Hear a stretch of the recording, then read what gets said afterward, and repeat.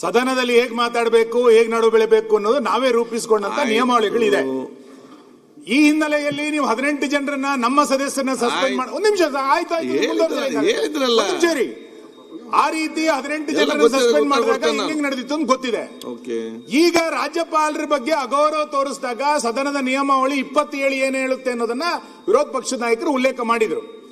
ನೀವು ಅದಕ್ಕೆ ರೂಲಿಂಗ್ ಕೊಡದಲೆ ಆ ರೀತಿ ಅನುಚಿತ ವರ್ತನೆ ಮಾಡಿದಂತ ಸದಸ್ಯರನ್ನ ಇಟ್ಕೊಂಡೆ ಮತ್ತೆ ಸದನ ನಡೆದ್ರೆ ಸದನಕ್ಕೆ ಏನ್ ಗೌರವ ಬರುತ್ತೆ? ಬಹಳ ವಿಚಿತ್ರ ಏನು ಅಂತ ಕೇಳಿದ್ರೆ, ಸ್ಪೀಕರ್ ನೀವು ಸರ್ಕಾರ ಹೇಳ್ದಂಗೆ ಕೇಳೋದು, ರಾಜ್ಯಪಾಲರು ಸರ್ಕಾರ ಹೇಳ್ದಂಗೆ ಭಾಷಣ ಮಾಡಬೇಕು ಅಂತಂದ್ರೆ ಎಲ್ಲಿ ತನಕ ತಗೊಂಡೋಗ್ತೀರಿ ವ್ಯವಸ್ಥೆ ಇದನ್ನ? ಹಾಗಾಗಿ ನಾನು ನಿಮ್ಮ ಹತ್ರ ವಿನಂತಿ ಮಾಡೋದು, ನಿಮಗೆ ಸದಸ್ಯರ ಅಗೌರವ ತೋರಿದಾಗ ಹೆಂಗೆ ಬೇರೆ ಬೇರೆ ಸದಸ್ಯರನ್ನ ಸದನದ ಗೌರವವನ್ನು ಎತ್ತಿಡಿಬೇಕು ಅನ್ನುವ ಕಾರಣಕ್ಕೆ ಸಸ್ಪೆಂಡ್ ಗಳನ್ನ ಮಾಡಿದ್ರು.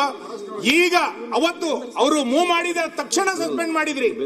ಈಗ ನೀವು ನಿಯಮ 27ರ ಪ್ರಕಾರ ಕಾನೂನು ಸಚಿವರನ್ನು ಸೇರಿಸಿಕೊಂಡಂತೆ ಆ ಎಲ್ಲ ಸದಸ್ಯರನ್ನ ಸಸ್ಪೆಂಡ್ ಮಾಡಬೇಕು ನೀವು. ಅವಾಗ ಈ ಸದನದ ಗೌರವ ಎತ್ತಿಡಿದಂಗಾಗುತ್ತೆ.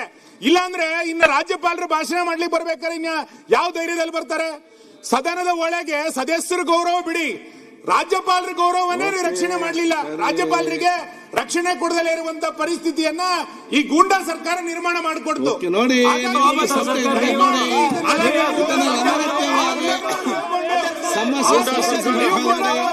ದಯಮಾಡಿ ಸದಸ್ಯರ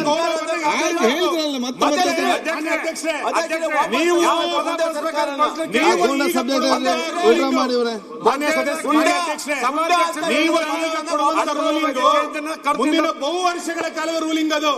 ನೀವು ಆಡಳಿತ ಪಕ್ಷದ ಪರವಾಗಿ ರೂಲಿಂಗ್ ಕೊಡಕ್ ಬರಲ್ಲ, ಅವ್ರು ಹೇಳ್ದಂಗೆ ರೂಲಿಂಗ್ ಕೊಡಕ್ ಬರಲ್ಲ. ಸದನದ ನಿಯಮ ಹೆಂಗಿದೆ ಕೊಡಬೇಕಾಗುತ್ತೆ. ದಯಮಾಡಿ ಇದನ್ನ ಗಮನದಲ್ಲಿ ಇಟ್ಟುಕೊಂಡು ಈ ಸದನದ ಘನತೆಯನ್ನ ಕಾಪಾಡಿಕೊಳ್ಬೇಕಾಗಿರುವಂತದ್ದು ನಿಮ್ ರಕ್ಷಣೆ ಇದೆ. ಆ ಹಿನ್ನೆಲೆಯಲ್ಲಿ ನಿಯಮ 27ರ ಪ್ರಕಾರ ಏನ್ ಕ್ರಮ ತಗೊಳ್ಬೇಕು ಅಂತ ಮಾನ್ಯ ವಿರೋಧ ಪಕ್ಷದ ನಾಯಕರು ಹೇಳಿದಾರ, ಅದಕ್ಕೆ ರೂಲಿಂಗ್ ಕೊಟ್ಟು ನಂತರ ಮುಂದಿನ ಅಧಿವೇಶನ ನಡೆಸಬೇಕು ಅಂತ ನಾನು ವಿನಂತಿ ಮಾಡ್ತೇನೆ. ಈಗ ಒಂದ್ ಸೆಕೆಂಡ್